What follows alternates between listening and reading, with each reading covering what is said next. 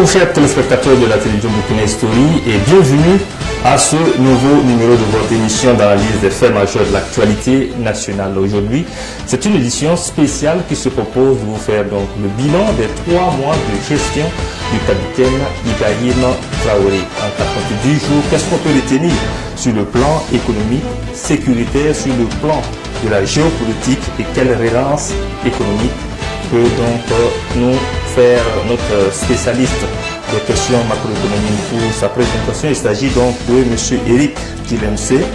Il est président du réseau africain des jeunes chercheurs, RAJEC du Burkina Faso. Il est donc macroéconomiste. Bonjour monsieur Tilemse. Bonjour, merci de nous donner l'occasion d'échanger.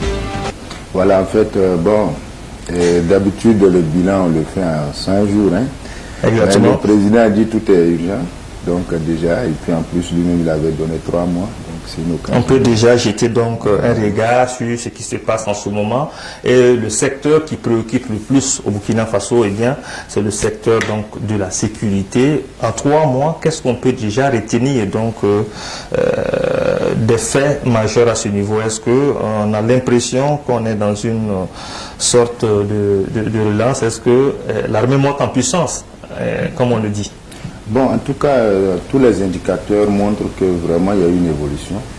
Voilà les retours même sur le terrain, où quand vous circulez un peu partout, vous avez des retours encourageants. Déjà, si vous voulez comme indicateur, déjà il y avait des zones qu'on n'arrivait pas à approvisionner. Aujourd'hui, ils arrivent à être approvisionnés. Des zones comme Djibo. On a vu sur le réseau également. Voilà, donc ça prouve que déjà un travail qui est là. Mais il faut reconnaître que le mal il est assez profond. On ne pourra pas en 3 mois déjà juguler. Mais je pense que moi, si je devrais donner un nom à ces 3 mois, je dirais que c'est les 3 mois caractérisés par une rupture. On sent vraiment une rupture, une volonté vraiment de trouver des solutions idoines rapidement pour pouvoir permettre à tous ces... La rupture, justement, elle se constate à quel niveau exactement? Avec tout ce que les prédécesseurs ont fait. Par exemple, quand vous prenez le régime du président Kaboré, ensuite d'Amiba et tout, vous sentez que vraiment ce nouveau gouvernement ou encore le président, vous sentez une rupture, une volonté vraiment volontariste d'aller résoudre les problèmes les plus urgents rapidement. Sur le plan sécuritaire, est-ce que cela se matérialise par l'acquisition d'armements? Parce qu'on a vu récemment sur la page Facebook de la télévision nationale du nouveau matériel acquis donc, pour le Burkina Faso. Est-ce qu'à ce niveau-là aussi, on peut parler de changement de paradigme? Effectivement, le Burkina avait vraiment besoin de ce matériel parce que, après tout, il y a des hommes, même si vous êtes courageux, si vous n'avez pas le matériel, c'est un peu difficile. Donc, dans cette logique, on a senti vraiment une volonté accélérée de permettre à l'armée de monter en puissance. Aujourd'hui, si vous voulez juste un indicateur banal pour quelqu'un qui n'a jamais allé à l'école ou qui ne veut même pas se fatiguer, regardez le nombre de mouvements d'hélicos par jour. Déjà, ça vous montre qu'il y a un travail qui est fait. C'est rassurant. C'est rassurant. Maintenant, le mal, il est profond. Donc, je pense qu'en 3 mois, on ne pourra pas. Mais on espère que si la dynamique est maintenue avec les mêmes visions, d'ici peut-être la nouvelle prochaine, on va vraiment permettre à certaines zones de bien fêter. En tout cas, le mal est profond, vous l'avez dit. Aujourd'hui, de plus en plus, on entend donc ce son de cloche. Il s'agit donc de l'audit de l'armée. Qu'est-ce que vous en pensez, M. Tilemse? Bon, logiquement, l'armée en tant qu'institution doit être auditée, ça c'est normal. Maintenant, ceux qui ne veulent pas qu'on audite, ils ont certainement leur raison. Sinon, c'est une institution. Elle doit avoir à son sein des gens qui ont des connaissances en finance, en comptabilité et même des auditeurs internes. On ne devrait même pas demander à d'autres personnes de venir le faire et produire un bilan normal à la personne qui est le chef suprême des armées, qui est le président. Donc moi je pense que si l'armée n'a rien à se reprocher, pourquoi refuser? C'est normal. Et l'audit, ce n'est pas seulement sanction. L'audit aussi permet d'orienter. Parce qu'on va constater certainement certaines erreurs qu'on doit corriger, notamment en matière de dépenses, en matière d'organisation, même des procédures, de décaissement et tout. Donc moi, je ne pense pas qu'un audit est mauvais pour l'armée. Au contraire, ça va permettre même à l'armée de pouvoir mieux encore s'organiser côté finance. Parce que c'est les militaires, on ne les a pas appris forcément à gérer l'argent. Donc ça sera aussi l'occasion. Et pourquoi pas aussi recruter peut-être des financiers externes et les former comme militaires. Ça pourra aussi aider. En tout cas, aider l'un dans l'autre. Aujourd'hui, en 3 mois, on a vu également le Burkina se repositionner sur le plan donc, géopolitique. Le Burkina qui ressemble de plus en plus au au Mali. Est-ce que dans ces 3 mois-là, vous pensez qu'on a pris donc une bonne trajectoire? Bon, en matière de diplomatie, de géopolitique, chaque pays s'allie là où ça l'arrange. Donc on ne peut pas imposer. Par exemple, si vous prenez la diplomatie burkinabé, pendant très longtemps, elle était un peu la diplomatie qui faisait le jeu d'autruche depuis le président Blaise Compaoré. Le jeu d'autruche, hein? C'est-à-dire, on ne dit pas clairement les choses, on est là, on tourne autour et on cherche à satisfaire nos partenaires, même souvent au détriment de nos propres populations. Aujourd'hui, il y a une rupture, j'aime bien ce terme parce qu'il y a encore une rupture et ça a commencé déjà à se faire ressentir dans beaucoup de pays africains, surtout francophones, où vous sentez que on n'est pas contre des relations bilatérales ni multilatérales, mais il faut que vous venez, vous nous respectez et que ça soit un partenariat gagnant-gagnant. Mais si vous n'êtes pas prêt, on va vers d'autres personnes. Donc je pense que beaucoup de pays aujourd'hui africains sont en train d'aller vers cette dynamique. On a vu le Rwanda même à un moment quitter carrément même la francophonie, on a essayé de les ramener et tout. Bon, on sent cette volonté, surtout avec des jeunes présidents, qui veulent un partenariat réel, sincère. Ce qui est un peu difficile dans le monde du partenariat international. Et c'est comme quand vous faites un combat de boxe, hein. Vous donnez un bon coup, ça permet qu'on vous respecte et tout. Dernièrement avec effectivement la représentante et tout. Si les propos sont avérés, moi-même j'aurais aimé qu'elle soit écoutée par la justice d'abord. Au lieu de la renvoyer d'abord, oui, puisque c'est des propos dangereux. La dernière fois, j'avais proposé même que quand l'ambassadeur de France a tenu des propos, j'ai dit, mais pour un pays qui se respecte, même si la France se respectait, elle devrait même rappeler ce monsieur. Parce qu'il ne fait que détruire l'image de la France à l'extérieur. Et les autorités burkinabées aussi, j'ai dit, si c'est des gens qui sont conscients, on devrait lui demander, même s'il allait partir et revenir, marquer un geste fort. Malheureusement, comme je l'ai dit en son temps, la diplomatie n'était pas dans la rupture. Donc aujourd'hui... on sent véritablement cette rupture-là. On a vu récemment, donc la ministre en charge des Affaires étrangères donner de la voix, demander à la représentante donc, du système des Nations Unies de quitter le territoire national. Effectivement, et quand vous analysez les propos qu'elle tenait, moi j'ai commencé à avoir peur pour la fin d'année. C'est dangereux, parce que quand tu dis qu'il y aurait un chaos général, ce ne sont pas les indicateurs. Prédire l'enfer comme ça pour tout un pays. Donc elle devrait partir et je pense que c'est un signe fort dans la collaboration internationale pour que les gens sachent que le Burkina, malgré c'est un petit pays, on le qualifie de très pauvre, mais ce n'est pas un pays qui est là pour se laisser marcher dessus. Voilà, donc je pense que c'est une très bonne chose et beaucoup de pays aujourd'hui, si vous remarquez, sont dans cette tendance dans la diplomatie. Alors, comme bilan, on peut dire qu'en 3 mois, on sent de plus en plus l'expression de la souveraineté, en tout cas au niveau de nos autorités. Oui, effectivement, et même une diversification des partenaires. Comme la Russie. On a vu récemment le Premier ministre Maître Khelem de Tambela faire un tour au niveau donc de Moscou où il a dit clairement que le Burkina va s'ouvrir davantage à la Russie. Effectivement, on a plein d'autres partenaires de la Russie. Il y a les pays du BRICS qui sont là, le Brésil, l'Australie, nous avons même l'Afrique du Sud qui sont aussi des puissances. Donc on peut aller là où ça nous arrange. Parce que ce que les gens ne comprennent pas, ce n'est pas parce que la France nous a colonisés qu'on est obligé d'être toujours sous sa tutelle. C'est comme un enfant, après 18 ans, il est quand même majeur, vous le laissez faire ce qu'il doit faire. Mais si vous voulez le maintenir, un jour il y aura cette rupture. Donc je pense qu'aujourd'hui, tous les pays africains, à part quelques-uns, qui n'ont pas encore bien compris les choses, essayent de se diversifier. Personne ne viendra vous développer votre pays pour vous. C'est à vous, en tant que décideur politique, de voir en fonction des avantages, puisqu'il y a ce qu'on appelle l'avantage comparatif. Chaque pays vous offre des avantages comparatifs. C'est à vous maintenant de voir où vous gagnez et ça arrange votre population. Moi, je ne suis pas contre qu'on ouvre à tous les partenaires. Ouvrir à tous les partenaires. Oui, surtout les pays même du Sud, hein, qui sont très puissants aujourd'hui, tels que la Chine, nous avons l'Australie, nous avons le Brésil, qui peuvent nous aider même dans le secteur pharmaceutique et tout, même le Maroc à côté. Donc, pourquoi pas, tant que ça arrange nos populations. Mais on n'a pas dit d'aller vendre le pays, il faut aussi dans les négociations trouver des taxes pour que le pays ne soit pas sacrifié. En tout cas, est-ce qu'on peut entrevoir déjà un déclin donc, du système français de la France donc, sur ces pays colonies français d'Afrique de l'Ouest? Bon, la dernière fois qu'on m'a posé cette question sur Canal+, j'ai dit le problème avec la France, c'est un problème intergénérationnel. Nos parents, c'est-à-dire nos papas, nos grands-parents, ils ont fait l'Indochine. Ils étaient français. C'est parce qu'on a senti que si on donnait nationalité à tous ces Africains, ça allait être des problèmes. En 1958, on a eu quoi? On a eu un Premier ministre noir qui a failli même être président.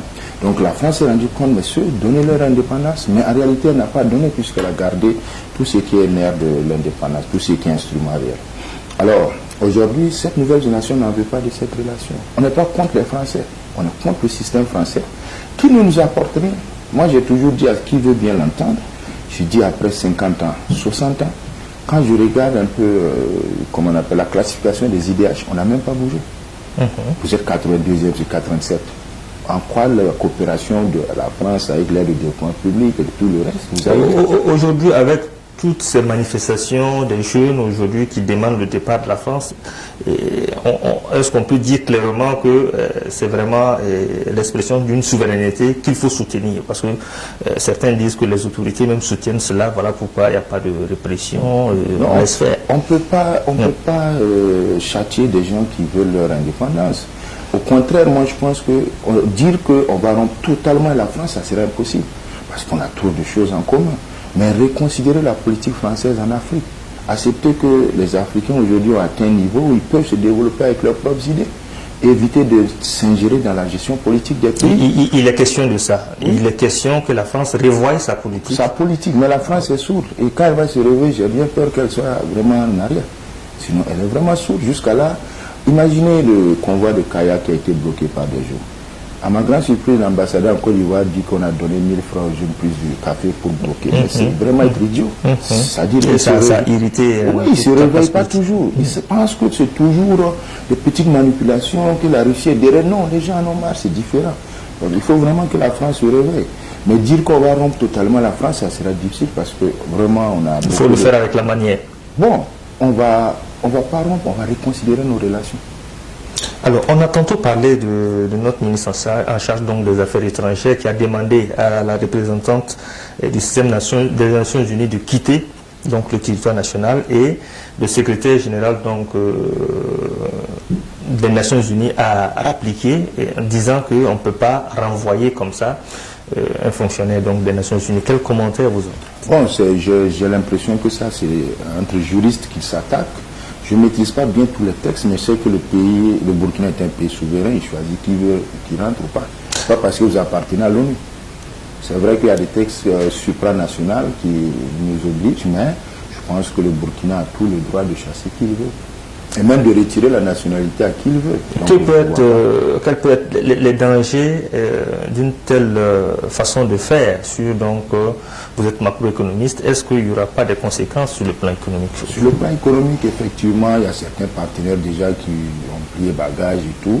Moi, je pense qu'on ne peut pas faire des omelettes sans casser des œufs. Si on veut se repositionner, se refaire et considérer, il faudra accepter faire certains partenaires pour un temps. Parce qu'eux-mêmes vont prendre conscience, ils vont revenir. Voilà, donc, et puis à ce moment aussi, ça nous donne l'occasion de diversifier aussi nos partenariats. Il y a plein de partenaires. Si je vous dis qu'il y a des Péruviens qui veulent même investir au Burkina, il y en a. Demandez à ceux qui sont à la coopération, ils vont vous donner. Il y a des Indiens qui sont prêts à investir au Burkina. Il y a des Chinois, il y a plein d'autres choses. Avec des partenariats beaucoup mieux que certains. Mais bon, c'est comme je l'ai dit, l'ancienne diplomatie était plus dans le jeu d'autruche, on essaie de caresser les gens, on essaie de ne pas frustrer et tout. Mais à un moment, il faut s'affirmer aussi. Et actuellement, on peut dire que Ibrahim Traoré et ses ministres s'affirment comme il se doit en ce moment. Alors, sur le plan de la stratégie de la communication, en 3 mois, qu'est-ce que vous avez observé? Une rupture également? Non, au niveau de la stratégie de la communication, je pense que le président a très vite compris un peu la mentalité du Burkinabé. Au début, ils ont beaucoup communiqué, ils ont vu que les gens utilisaient ça même pour chercher à nuire. Donc, je pense que c'est devenu un gouvernement de combat, mais dans le silence. Et j'apprécie ça parce que vous n'avez pas besoin qu'on vienne vous applaudir d'abord. Voilà, le bilan aujourd'hui, par exemple, ça serait bien que le Premier ministre, s'il a quelques indicateurs, donne à la population. Mais comme on le dit, trop parler, vous finissez par gâter tout. Donc j'ai apprécié ces stratégies de communication. J'ai apprécié aussi la manière que les ministres sont engagés, parce que quand vous les voyez, vous sentez que vraiment ça travaille. Je pense que c'est l'occasion, vous savez, même ces réformes en matière de diplomatie, de géostratégie, on ne peut pas le faire avec un gouvernement élu normalement. Durant les transitions, des périodes cruciales où on peut vraiment apporter des vraies réformes sans avoir d'influence. Vous n'êtes pas là pour un long temps, vous êtes là pour gérer. Et les partenaires aussi que Vous essayez de mettre de l'ordre, ça aussi que vous n'êtes pas là définitivement. Mais si c'est un gouvernement bien élu, démocratiquement bien organisé, c'est un peu dur parce qu'il y a les jeux des alliances, tout et tout. Voilà. Vous savez qu'il y a des partis au Burkina qui sont affiliés au Parti socialiste français, par exemple. Donc, il y a tellement de jeux politiques qui sont un peu compliqués. Donc, je pense que c'est lors de ce genre qu'on peut faire certains efforts. Des efforts qui restent toujours à faire. Alors, on rentre maintenant de plein pied dans votre domaine de prédilection, l'économie. Vous êtes macroéconomiste. Sur ce terrain-là, sur le terrain de l'économie, est-ce qu'on a l'impression que les lignes bougent suffisamment? Malheureusement, la priorité a été plus mise sur les questions sécuritaires. Ça fait que l'économie en pâtit. Vous vous retrouvez aujourd'hui une circulation monétaire qui a baissé à peu près de 1/3. Quand je dis circulation monétaire, c'est le temps qu'un billet de 10 000 quitte votre poche pour me rejoindre. Si avant c'était en 10 minutes, ça va peut-être faire 30, 40, peut-être 1 heure. Ça dit que les gens sont prudents et l'économie nationale l'économie nationale va mal. Va mal. Maintenant, il faut dire que l'organisation du système économique burkinabé aujourd'hui repose trop sur les investissements de l'État. Puisque c'est l'État qui, à travers les infrastructures, à travers les investissements, emploie des gens, il donne aussi des marchés à des gens qui emploient des gens, qui fait un peu circuler l'argent, en dehors de ceux qui travaillent là-bas déjà. Donc, mais la politique monétaire, ça ne dépend pas de nous, puisque c'est plus la Banque centrale qui gère, donc c'est un peu plus compliqué. Mais je pense que pour une bonne relance pour 2023, il faudra vraiment mettre en place des grands projets de développement. Alors, les relances, on va y arriver, mais quand on regarde aujourd'hui des VDP, les VDP, 50 000, plus de 50 000 VDP qui ont été recrutés, le gouvernement cherche des fonds pour pouvoir donc les équiper comme il se doit. Est-ce que on peut déjà dire que vraiment le budget de l'État suffoque en ce moment? Bon, je vous donne l'information. Au sein de la DG, il y a la DGE qui a déjà fait plus de 1 000 milliards de mobilisation. C'est-à-dire qu'il y avait de l'argent, il y avait des gens qui ont donné des... Comment on appelle ça encore? Des prêts? Oui, des prêts. Il y a des gens qu'on ne taxait pas parce qu'ils connaissent l'ami d'un tel et tout. Donc tout ça, il faudra mettre de l'ordre. Parce que dire qu'à chaque fois, il faut compter sur les surets, c'est trop dit. Dans ce pays, nous savons tous qu'il y a des points où si on sait qu'on aura l'argent. Maintenant, si il connaît l'ami de l'oncle de la camarade d'eux, c'est compliqué. On vous dit de recouvrir peut-être 50%, de ne pas le faire. Donc la DGE, elle seule même déjà a dépassé le budget de toute la direction. Donc ça veut dire que le budget prochain, on a assez d'argent pour pouvoir couvrir ça. En tout cas, récemment, on a demandé aux députés de la 7e et 8e législature, ceux qui avaient pris des prêts, donc de les rembourser sous 8e. Quels commentaires vous en faites? Certains disent que les nouvelles autorités en font trop. Bon, en fait, c'est normal parce que vous êtes engagé à payer un prêt. Vous avez pris un crédit. Maintenant, moi, je pense qu'il faut s'asseoir et puis essayer de trouver des facilités pour que tout le monde sorte. On les a vus en conférence de presse dire que c'est des communiqués comme ça qui ont été produits et ventilés sans qu'on les touche personnellement. Ouais. Quand certains prenaient, c'était le délai visé pour le remboursement le remboursement était prévu pour 5 ans. Avec le putsch, tout est arrêté, tout s'est arrêté brusquement. Et ce week-end, c'est pas un peu trop brutal? Bon, le communiqué dans son esprit est assez dur, mais je pense qu'il y aura des formules qui vont se comprendre parce que c'est pas la première fois. Il y a eu les députés sous Blaise aussi qui ont eu le même problème. Le CDP à son temps avec l'insurrection de 2014. Donc c'est de s'asseoir avec la banque et puis voir quelles possibilités de faciliter. Et ça permet aussi de dire une chose, hein, même si vous êtes député, c'est bien que vous ayez aussi... C'est vrai qu'il faut se concentrer pour votre activité qui est gérer les questions parlementaires, mais il faut savoir faire autre chose aussi.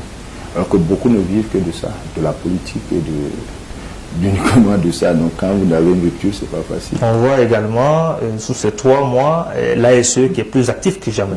Oui, et ça, on sent une volonté de mettre de l'ordre.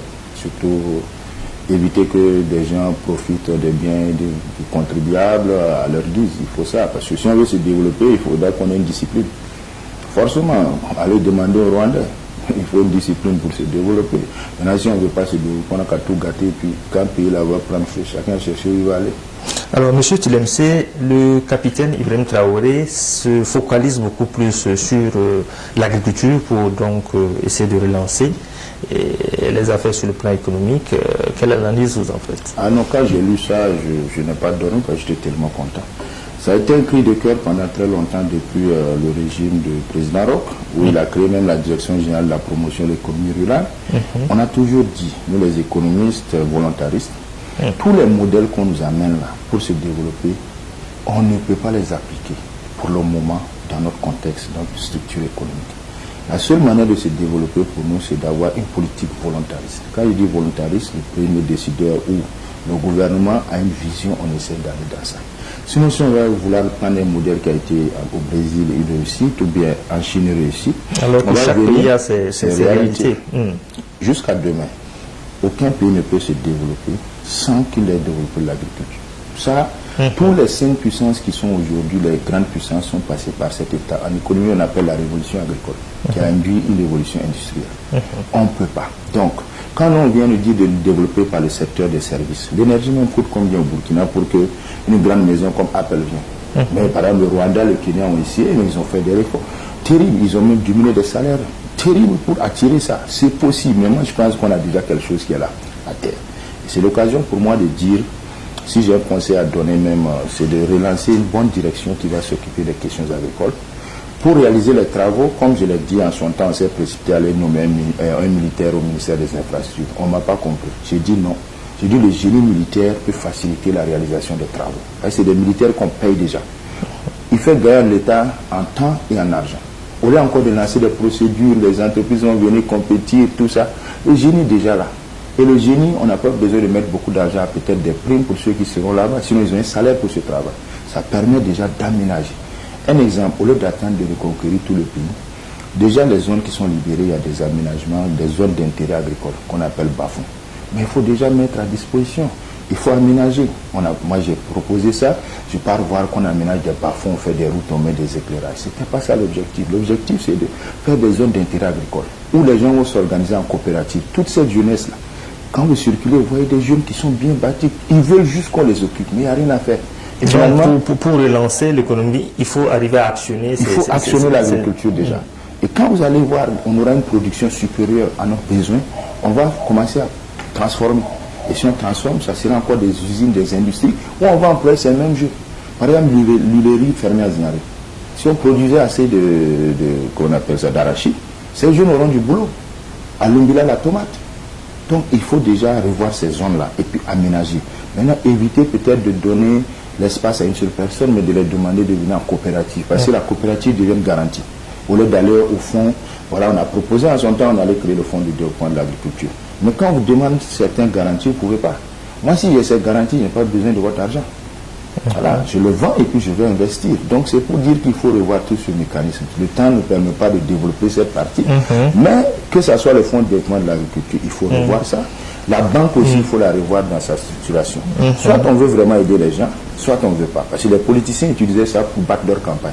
On donne à son bon petit 2 millions, 3 millions pour qu'il passe faire. Bon, 2, 3 millions, c'est bien, mais il ne va même pas cultiver.